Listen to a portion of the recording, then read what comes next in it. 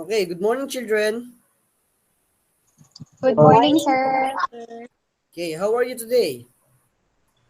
I am fine, sir.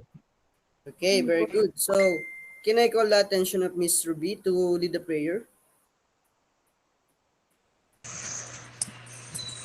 Miss Ruby, are you there? Yes po. Okay, so please lead the prayer po. In the name of the Father, the Son, and the Holy Spirit. Amen. Dear God, I don't ask you to make my life easier, but I ask you to give me strength to face all my trouble. Amen. For the Son, the Holy Spirit. Amen. Okay, thank you, Miss Ruby. So now let's check your attendance. So, children, when I call your name, please open your microphone and say present. Okay?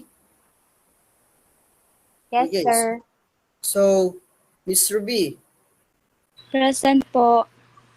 Miss Maricar, Present, sir. Mr. JR, Present, sir. Miss Shaina, Present po. Mr. Jasper. Present, sir. Okay, very good. So now, I think no one is absent for today. I'm so glad. Okay, how are your sleep last night? It was good, sir. Okay, did you eat your breakfast now? Yes, Yes. sir. Okay, very good. So, uh, because you need it, because in our lesson for today, you need energy.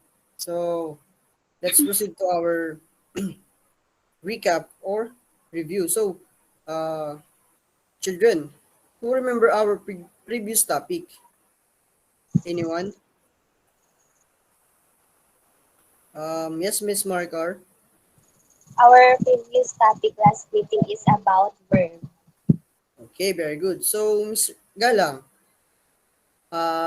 what is verb? So a verb is a word used to describe an action. Okay, very good. So, Miss Shaina, can you give an example?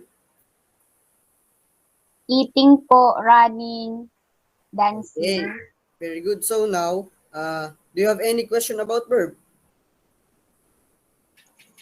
None po. Okay, None, very good, sir. children. So now I will present a YouTube video. So all you need to do is to listen, watch, and understand. Okay. You are allowed to sing along too.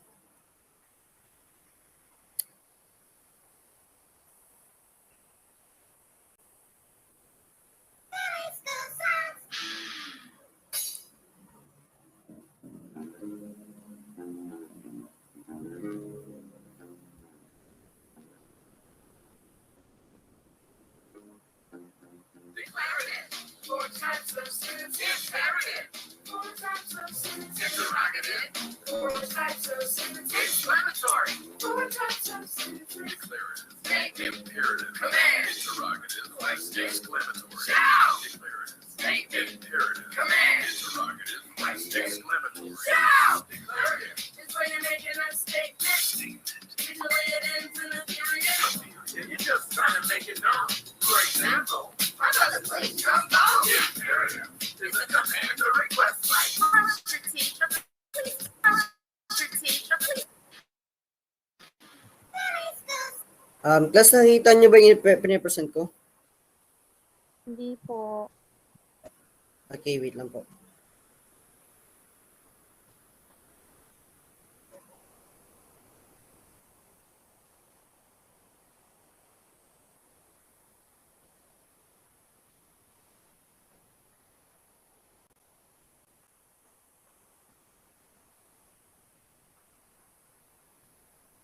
Okay, nakita niyo na po? Sir. Okay, very good. So, now let's watch and learn from this song from Silly Songs.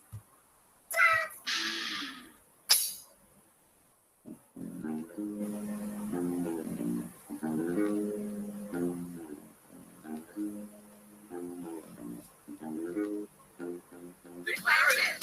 Four types of sentences. Imperative. Four types of sentences. Interrogative. Four types of sentences. Exclamatory. Four types of sentences. Declarative. Make imperative. Command. Interrogative. Question. Exclamatory. Shout. Declarative. Make imperative. Command. Interrogative. Question. Exclamatory. Shout. Declarative. It's when you're making a statement. Usually it ends in a period. You're just trying to make it known.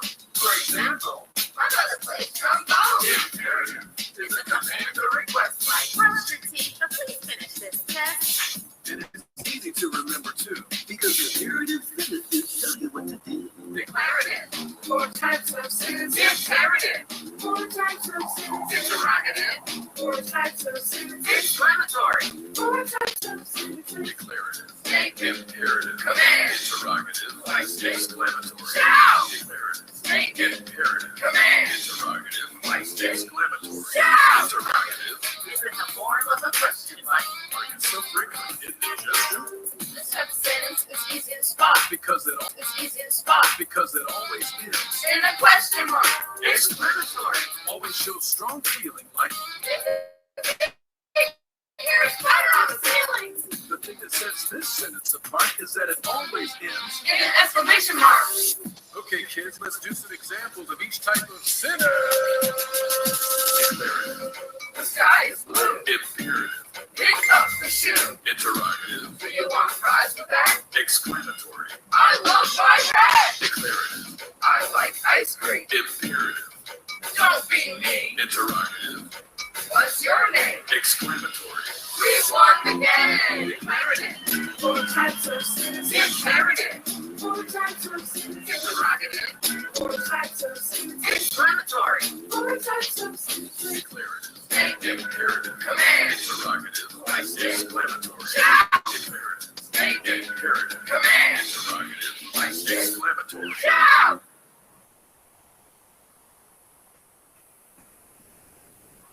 Okay. Nakinig ba lahat, class? Yes po. Children, are you there? Yes, sir. Okay. Miss Margaret, can you read the lesson objectives? Objectives. At the end of the discussion, the students are expected to define the 4 types of sentences, identify the 4 types of sentences, construct sentences using declarative, interrogative, imperative, and exclamatory, and showcase the use of 4 types of sentences in a role play. Okay, thank you. So, children, what do you think is our lesson for today? Anyone? I think our lesson for today, sir, is about 4 types of sentences. Okay, correct. So, Miss May, what are the following type of sentence?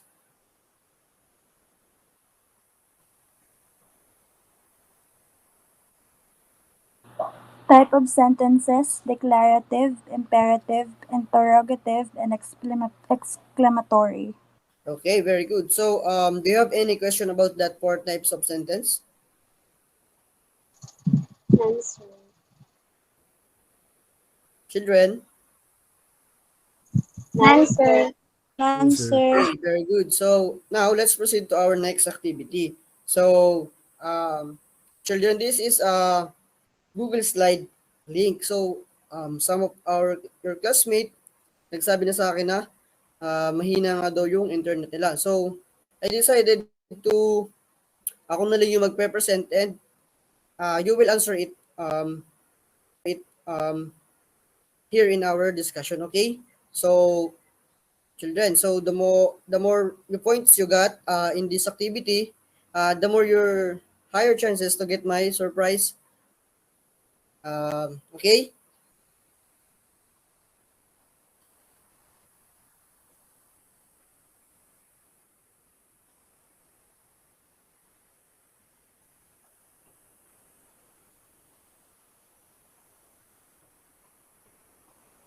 So, by the way, class, so dito po, each question only have 10 seconds for you to answer. So, I recommend that everyone listen and focus to the question. Okay, so just raise your hand or open your microphone if you want to answer.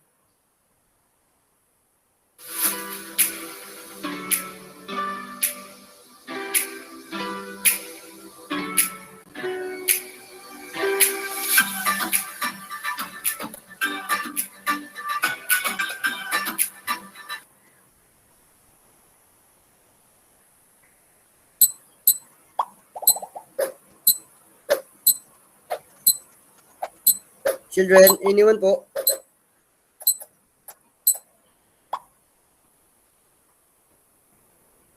Declarative po. Wait lang class.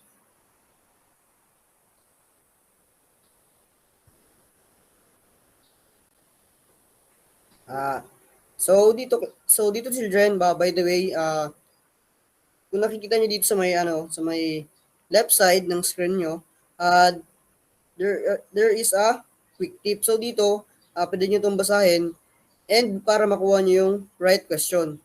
Okay? So, okay, let's start po. Who wants to answer? Yes, sir.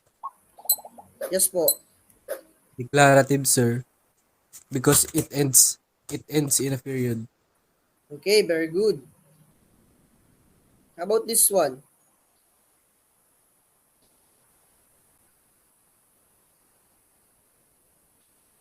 Anyone? Exclamatory po, sir. Why? Because it ends with the exclamation point. Correct. Exclamation Very good. point. Very good. How about this one?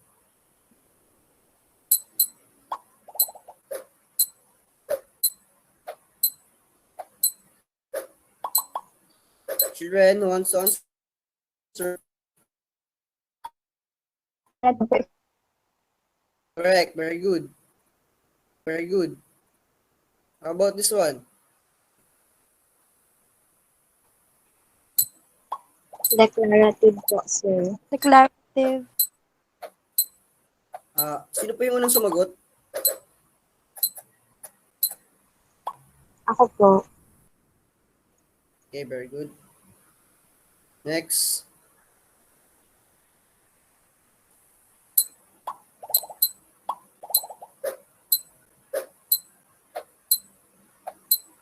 Interrogative po, sir.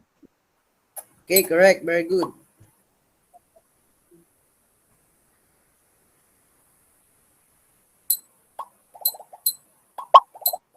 Exclamatory. Exclamatory.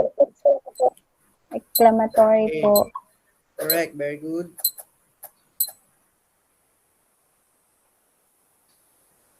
How about this one? Declarative po, sir. Declarative po. Okay, parang si Miss Shena and Maricar naglalaban sa ano natin prices. How about this one? Declarative, sir. Very good. Imperative.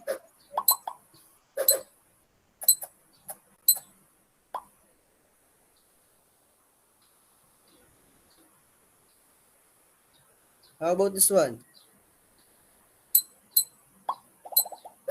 Interrogative. Interrogative po. Okay, and the last one is Declarative po. Declarative po. okay, children, why? Because it is a statement, sir. Okay, very good. So in our activity, the leading points is Miss Shaina and Miss Marcar. So after this lesson, class, I will give you the prizes that I promised kanina. Okay?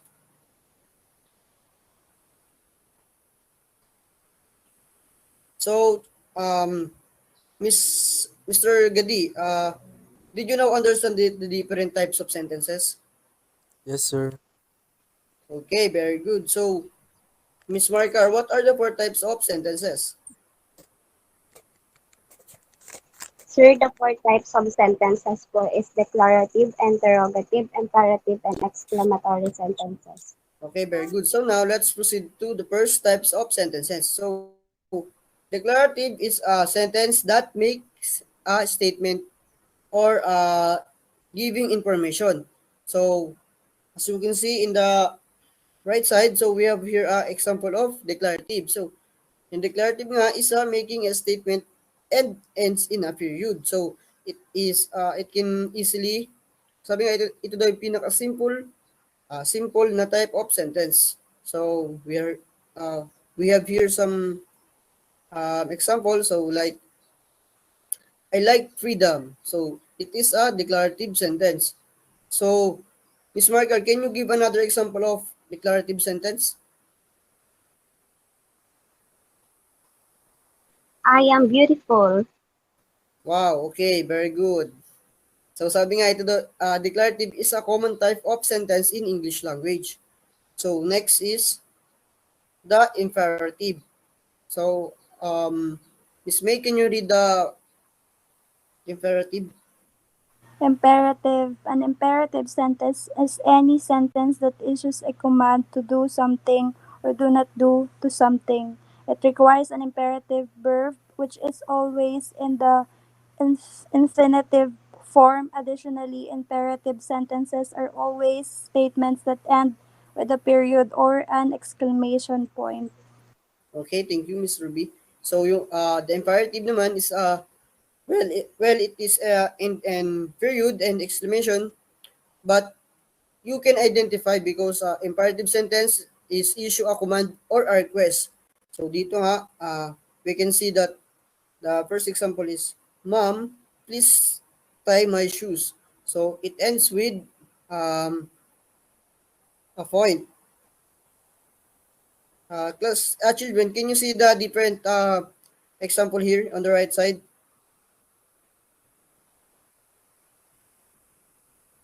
Children? JR, can you read the interrogative part? Yes, sir.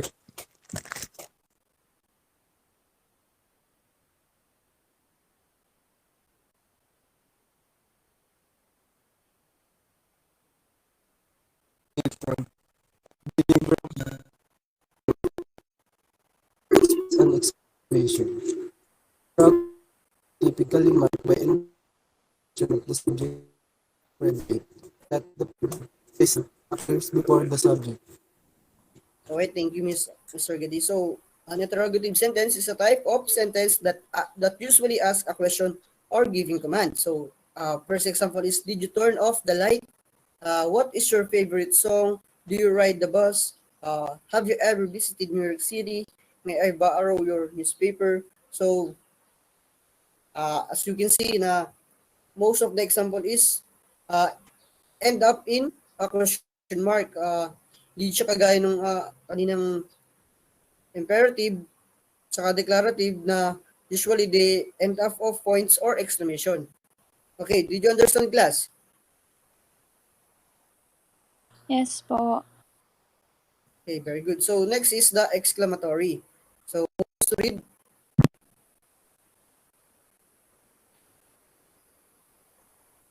Miss Shaina, can you read the exclamatory part? Exclamatory. Exclamatory sentence is a sentence that expresses extreme emotion, such as surprise, excitement, fear, or anger. If the sentence is shouted with an extreme emotion, it is an exclamatory sentence. Usually, an exclamatory sentence is punctuated with an exclamation point or exclamation mark. Okay. Can you give an example, Miss Shaina?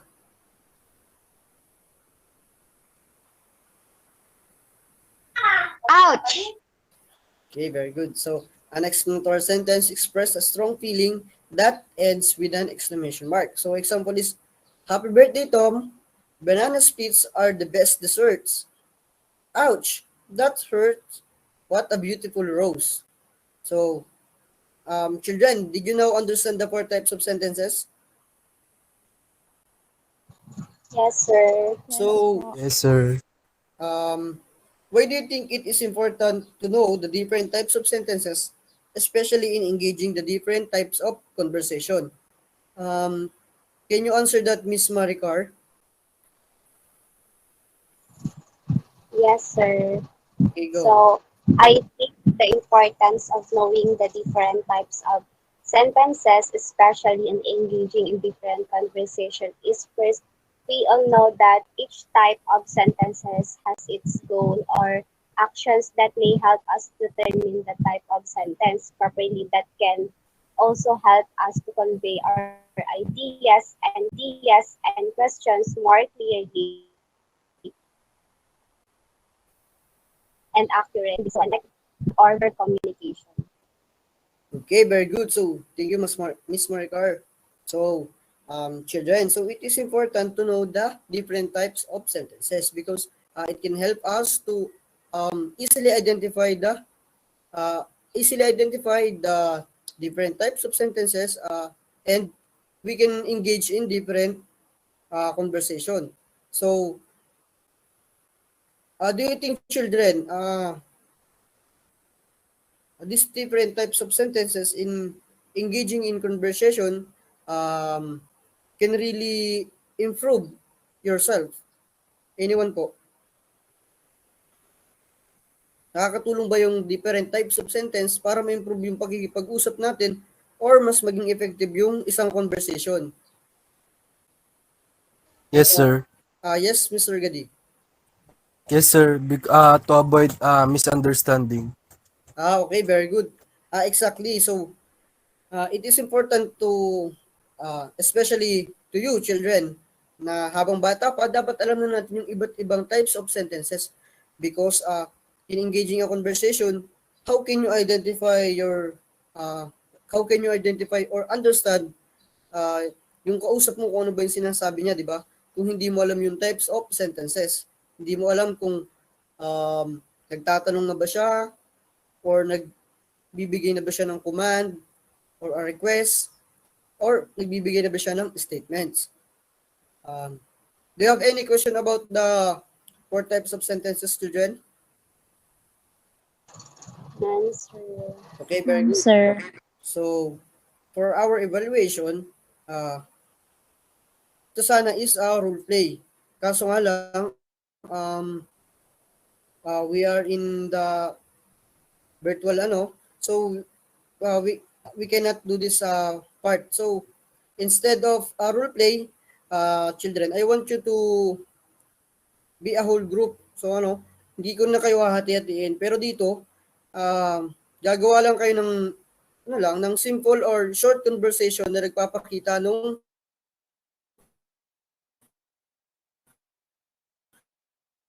four types.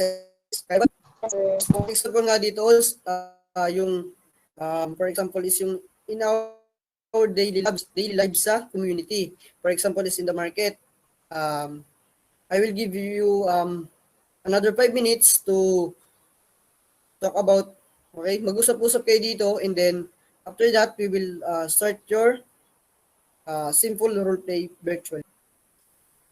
So children, siguro hindi natin kayang tapusin because of our time. So instead of making it ngayon, so I decided to you can meet na kayo lang and then screen record lang tapos send nyo sa akin via email. So, by the way, remember the rubric. So, the creativity is 40%, content is 30%, relevance is 20%, cooperation is 10%, with the overall performance of 100. So, I will send later sa GC yung messenger ko. Tapos, doon nyo na lang send, okay? Okay, sir. Okay, so thank you for listening. If you have anything question, don't hesitate to ask. Yes, sir. Okay. Do you have question, class? None, sir. None po. Yan, Okay, sir. thank you for listening. Goodbye, class. Bye, sir. Thank you, sir. Thank you. Thank you.